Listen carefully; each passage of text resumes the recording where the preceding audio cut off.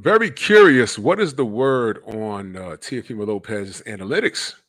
Let's talk. Push the weight and I'm flex.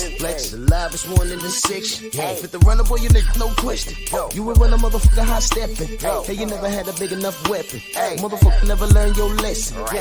I'm a 88 pack nigga. I'm a 88 pack nigga. I mean, day walker, drink blood, fangs out, full moon. Motherfucker change like a hoe, nigga. I'm just a nigga from the hood trying to stack a little cheddar for the money. Drew Titan, Bronx on deck. Shout out to the mighty LDBC. Let's talk. What's the word on the analytics of Teofimo Lopez's events? Let me be very honest with you. First and foremost, I don't like the kid. Let's start there. So if you're looking for some feel good, you can leave. Thanks for the view. Just get away from me. I don't like this kid. I don't. Because of what he says, things he said, the racist things that he's said. All right. But he's talented. He's a talented fighter in the ring. But majority of the stuff he talks, he doesn't back up. There's a lot of things that he could have done that he didn't do. And this ain't the video for that. But let me say this. Let me ask this. Why is there no word on his analytics? When I say analytics, I'm talking about the sales, the views. There was no buzz for this fight. I actually forgot he was fighting until the week of. And I said, well, who's he fighting? This gentleman on the right named Claggett. Never heard of him. And no disrespect to him. Never heard of him. But here's what's real.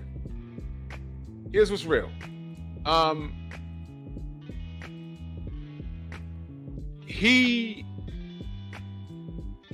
He was supposed to be he wasn't supposed to do as well as he did. I'll say that. I had to catch the replay. And Teo was on the back foot in a lot of spots. Couldn't really hurt him. Didn't get him out of there. It went the distance. And it's apparently clear that his power didn't translate to 140. And he's calling out Bud, who will absolutely obliterate him. But this is what Teo does. He talks about everyone else. And it hurts his feelings that the people that he has to talk about fighting to boost his brand, if he even has a brand, are black fighters. Remember, this is a fella that said, the industry can, I'm not going to quote word for word. You can Google it, though. The industry can keep the black fighters. He basically thinks that the boxing industry sees more value in black fighters than, I guess, Latin fighters, because he's a Latin fighter, right? Which is funny. Let me tell you how big of a contradiction, a walking contradiction that he is. Remember when he beat Josh Taylor?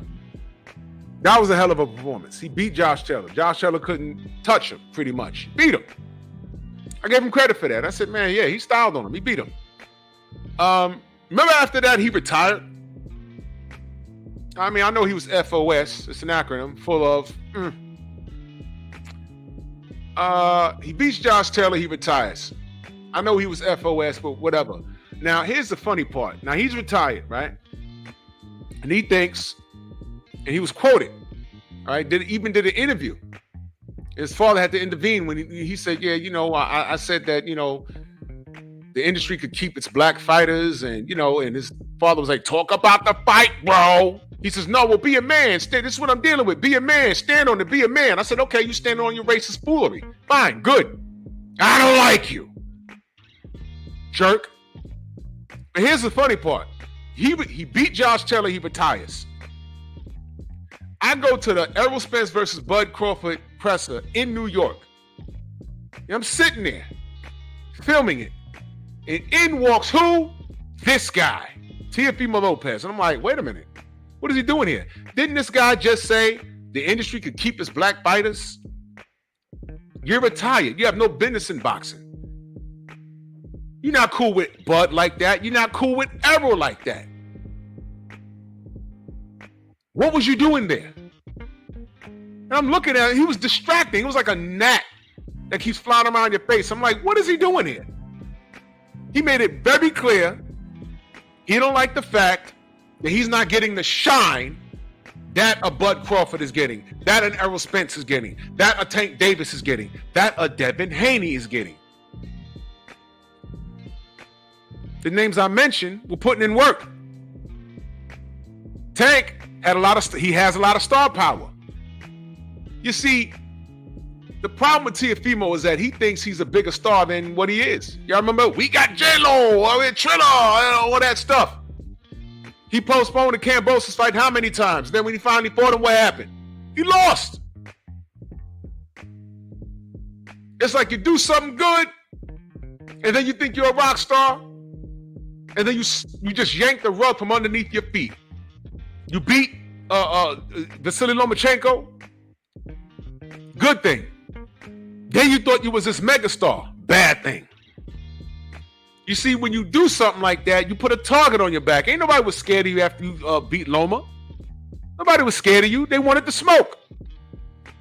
Then what did you do? You ran around talking about, hey man, I'm undefeated. I'm undisputed.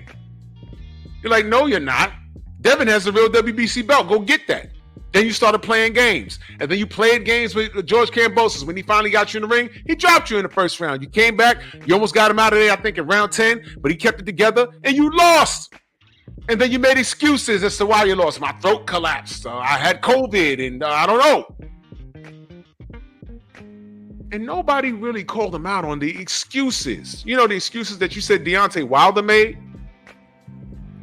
while calling him out of his name? You lose to Kambosos, you're doing a backflip in the ring in an empty Hulu theater. They're like, what is he doing? He lost. That was a good thing. You beat Josh Taylor. Great thing. I said, okay, maybe you got it together.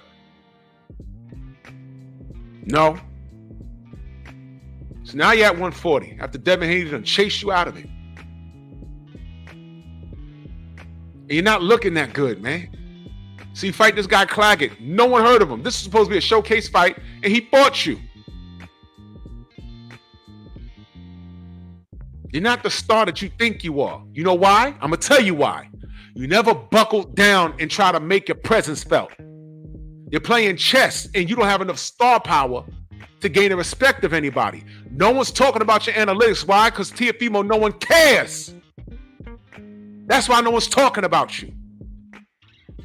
They don't even care to drag you. Hey, man, you're not on pay-per-view. Hey, man, how many views did you get?